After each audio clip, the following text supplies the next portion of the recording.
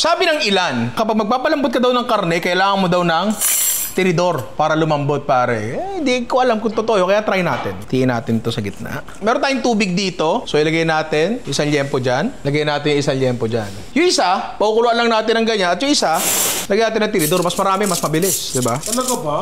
O, yan. Ang sabi nila dyan, kesyo mas umiinit daw yung tubig kasi may bakal nga daw sa loob. Kaya daw mas lumalambot ang karne. Ang tubig, kahit gano'ng kalakas ang kulo niyan, hindi yan tataas sa boiling point, which is 100 degrees Celsius. So, Midi, timeran mo ko ng 30 minutes. Tapos check natin yan mamaya. After 30 minutes, check natin. Ito, matigas pa. Matigas pa. Siguro bigyan pa natin ng oras to. Tapos husgahan natin, pare. Sige, parang parehas pa lang eh. Isang oras parehas sa kasalang to, pare. Yung tinidor natin, malambot na. Kunin natin to. Ito, yung baboy na may tinidor. At ito, yung baboy na walang tinidor. Kapain, parehas lang. Sa ilalim, parehas lang. Hiwain natin yan. Okay. Alam ko na. Blind taste test. Blind taste test.